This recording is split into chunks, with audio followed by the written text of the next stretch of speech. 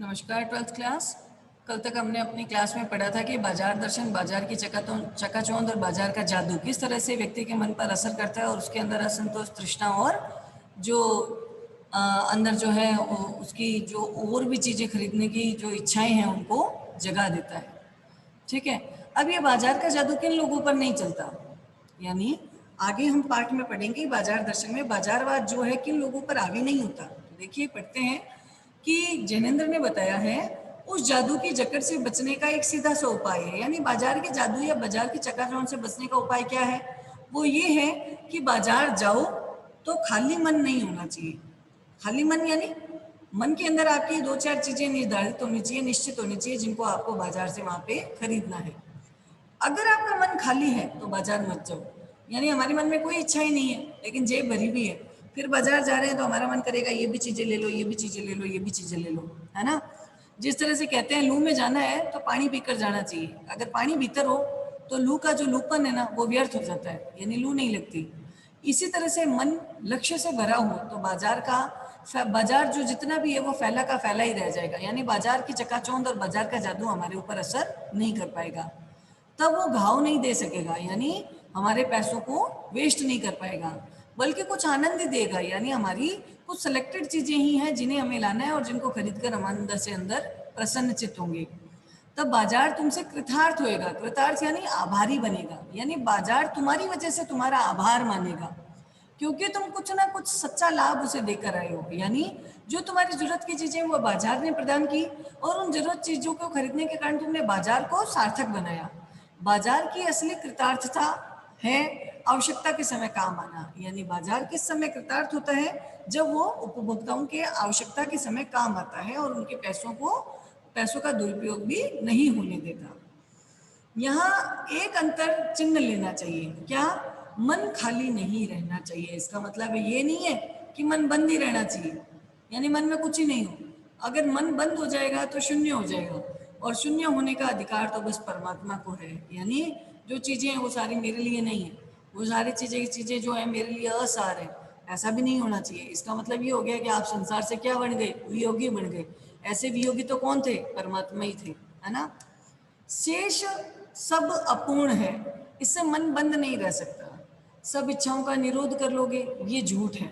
और अगर इच्छा निरोध स्तपह एक ऐसा ही नकारात्मक अर्थ हो तो ये तप झूठ है, यानी आप इस तरह के बाजारवाद में जीवित रहते हुए भी बाजार के चकाचौंध से अपने आप को बिल्कुल भी विरक्त नहीं रख सकते हो, ठीक है ना। इसलिए मन को शून्य भी मत रखो। वैसे तप की राह तो रेगिस्तान को जाती है, मोक्ष की राह वह नहीं है, यानी अगर आप शून्य पे रहोगे ना तो धीरे धीरे क्या करोगे, ये सारी संसार की जो बाजारवाद की चीजें हैं ये आपके घर में नहीं होगी, और आपके घर में नहीं होगी तो आप कैसे रह जाओगे, बिल्कुल गरीब शरीफ से लगने लगोगे, है ना। तो ये तो वास्तव में रेगिस्तान की तरह हो गई बात, कि रेगिस्तान जिसमें पानी की यानी जल की एक बूंद तक नहीं है और वो बिल्कुल नीरस नजर आता है, ये मोक्ष का रास्ता नहीं है, क्योंकि इस तरह संसार में रह करके पूरी तरह से विरक्ति मुश्किल है। ठाठ देकर मन को बंद कर रखना जड़ता है, यानी आपके मन में तो कहीं ना कुछ इच्छाएं हैं, फिर भी आप अपनी इच्छाओं को क्या कर रहे हो, दबा रहे हो। ये क्या है, वास्तव में आपकी मूर्खता ही है, ठीक है ना। देखो तो क्या कहते हैं यहाँ पे बताया है लोभ का ये जीतना नहीं, कि जहाँ लोभ होता है यानी मन में जहाँ नकार हो, नहीं नहीं नहीं नहीं, रहने दो, हर समय हर चीज के लिए नटना, मना कर देना, ये गलत है। यह तो लोभ की ही जीत है, यानी इसका मतलब तो क्या है, आप अंदर ही अंदर कहीं ना कहीं लालच कर रहे हो कि भाई यहाँ भी मैं पैसा नहीं खर्चूंगा, नहीं नहीं नहीं नहीं, लालच ही लालच है। और ये अगर ऐसा है तो मानव की हार है, यानी मनुष्य की इच्छाएं वहाँ उस लालच के आगे हार जाती हैं। आंख अपनी फोड़ डाली पर लोभनीय के दर्शन से बचे तो क्या सुख हुआ। भाई अपनी आंखें फोड़ करके आप संसार में इस बाजार के दर्शन को नहीं पाना चाहते, तो इसका मतलब बाजार तो बाजार है जो आपकी आंखों को आकर्षित कर रहा है। अगर आप बाजार के उस आकर्षण से बचने के लिए अपनी आंखों को फोड़ लोगे तो नुकसान तो तुम्हारा ही हुआ ना। ऐसे क्या लोभ मिट जाएगा। और कौन कहता है कि आंख फुटने से रूप दिखना बंद हो जाएगा। क्या आंख बंद करके हम सपने नहीं लेते, और वे सपने क्या हमारा चैन भंग नहीं करते। इससे मन को बंद कर लेने की कोशिश अच्छी नहीं है, ये तो बिना किसी कारण का हठ है, शायद हठ ही हठ है, ये योग नहीं है। इससे मन क्या हो जाएगा, कृश हो जाएगा, यानी मन अंदर से कमजोर हो जाएगा। और पीला और अशक्त जैसे विद्वान का ज्ञान, और वास्तव में कैसा हो जाएगा, अंदर से बिल्कुल कमजोर और नीरस हो जाएगा। वह मुक्त ऐसे नहीं होता, इससे वह व्यापक की जगह संकीर्ण और विराट की जगह शुद्र हो जाएगा। यानी अपने अंदर ही हीन भावना आ जाएगी कि अरे यार, पैसे की वेस्टेज को बचाने के लिए मैंने ये भी चीज़ें नहीं खरीदी और इन चीज़ों का अभाव होने की वजह से मेरे अंदर ही अपने आप को क्या ग्लानि होने लगेगी, हीनता का भाव आ जाएगा। इसीलिए उसका रोम रोम मूंद कर बंद तो मन को करना नहीं चाहिए, यानी इसीलिए उसका रोम रोम मूंद कर बंद तो मन को करना ही नहीं चाहिए।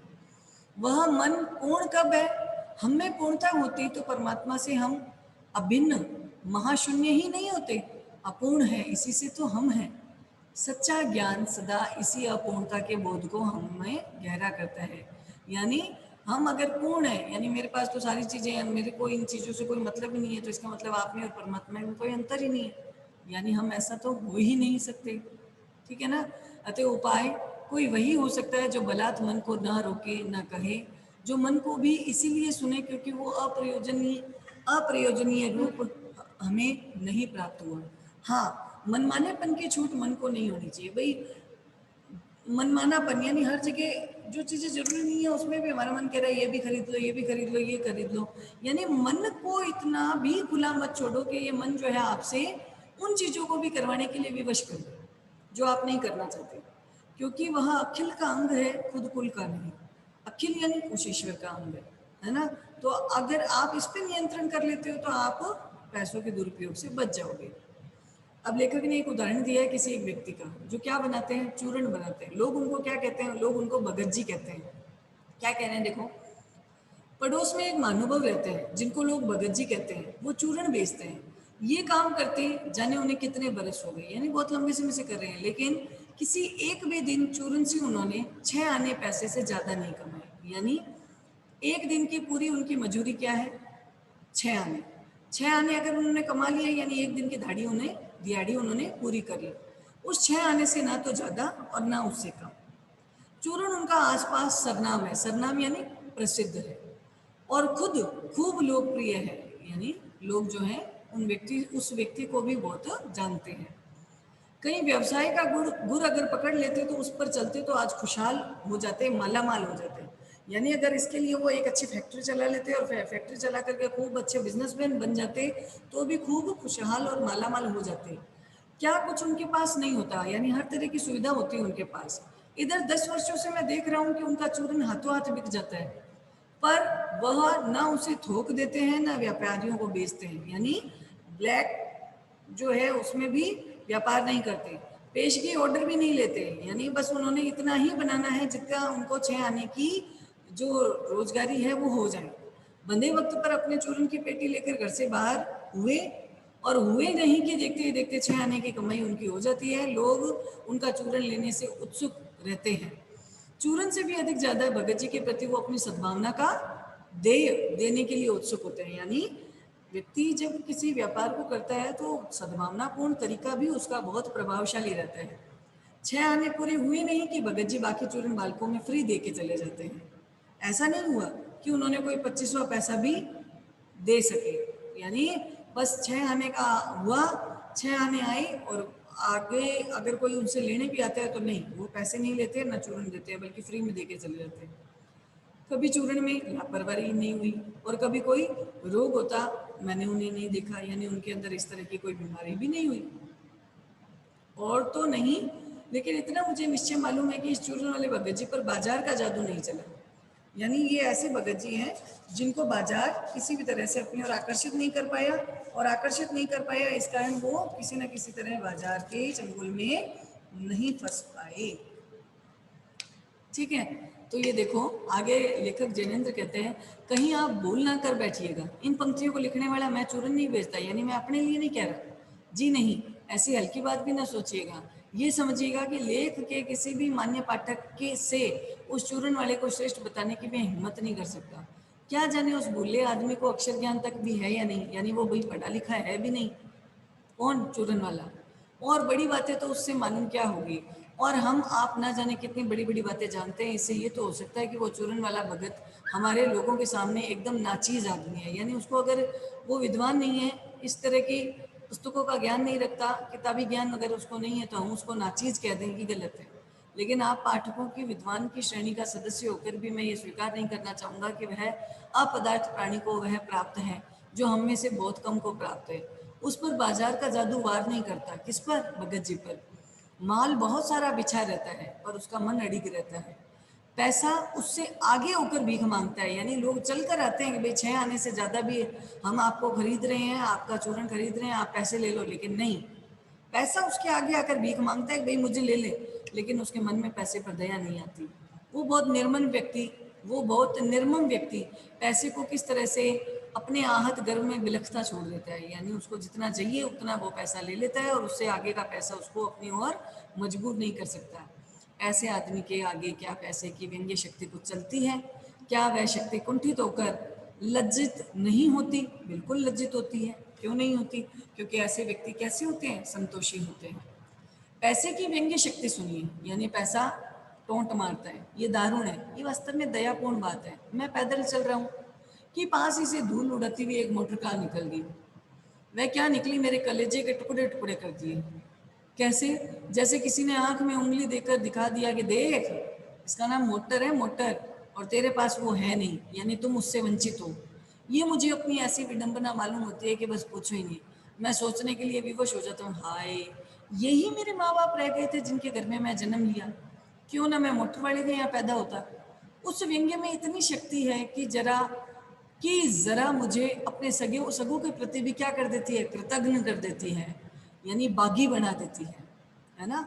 और आजकल कई युवाओं में इस तरह की कृतज्ञता के दर्शन होते हैं। उन लोगों को लगते हैं कि अगर सुख सुविधाएं हमारे घर में नहीं है तो ये भगवान मेरे को इस घर में पैदा ही क्यों किया, मुझे तो किसी धनवान के घर में जन्म दे देता। लेकिन क्या ये लोक वैभव की व्यंग्य शक्ति उस चूरन वाले के अकिंचित कर मनुष्य के आगे चूर चूर होकर नहीं रह जाती? चूर चूर क्यों यार, कहो पानी पानी हो जाती है। यानी ये पैसे की शक्ति जो है, ये लालच की शक्ति जो है, ये ग्लानि, ये जो है पैसों का चकाचौंध भरा माहौल, ये उस चूरन वाले जो भगत जी हैं उनको किसी भी तरह की मजबूर नहीं कर पाती। तो ऐसा क्या बल है जो इस तीखे व्यंग्य के आगे भी अजय ही नहीं रहता बल्कि उस व्यंग्य की क्रूरता को ही पिघला देता है? यानी ये जो पैसों का व्यंग्य है, इसके आगे ऐसी क्या शक्ति है उस व्यक्ति के अंदर जो इस व्यंग्य के आगे न केवल अजय रहता है, यानी वो उस व्यंग्य ने उसको जीता नहीं है बल्कि वो उसके लिए अजय है, बल्कि वो उसको पिघला देता है। उस बल को जो नाम दो वो निश्चय ही उस तल की वस्तु नहीं है जहाँ पर संसारी वैभव होता है, बल्कि वो तो अपर जाति का तत्व है, यानी कुछ ऊपर का है, कुछ स्पिरिचुअल है, जिसे आत्मिक, धार्मिक और नैतिक कहते हो। मुझे योग्यता नहीं है कि मैं उन शब्दों में अंतर देखूं और प्रतिपादन करूं। मुझे शब्द से कोई मतलब नहीं है, मैं तो विद्वान नहीं हूं कि शब्दों पर अटकूं। लेकिन इतना तो है कि जहाँ तृष्णा है, तृष्णा बटोर रखने की इच्छा है ना, वहां उस बल का बीज नहीं है, वहां इस तरह की शक्ति नहीं है। कौन सी शक्ति? जो इस पैसे के व्यंग्य की शक्ति को भी क्रूरता से पिघला देती है। बल्कि यदि उस बल को सच्चा बल मानकर बात की जाए तो ये कहना होगा कि संचय की तृष्णा और वैभव की चाह में व्यक्ति की निर्बलता ही प्रमाणित होती है। निर्बल ही धन की ओर झुकता है और वह अबलता है। वह मनुष्य पर धन की और चेतन पर जड़ की विजय होती है। यानी ऐसा मनुष्य जो है धन के आगे अपने आप को मजबूर मानता है और चेतन यानी जो सक्रिय चीजें हैं जिस पर ईश्वर का पूरा प्रभाव है, उस पर जड़ चीजें यानी जो जड़ता यानी अकर्मठता की ओर ले जाती है, उन चीजों का जो है वो विजय जो है साबित कर देती है। तो आगे देखते हैं अपन कैसे जो चूरन वाले भगत जी हैं उनको बाजार अपनी ओर आकर्षित क्यों नहीं कर पाता। तो ये हम पढ़ेंगे अपनी अगली कक्षा में। धन्यवाद।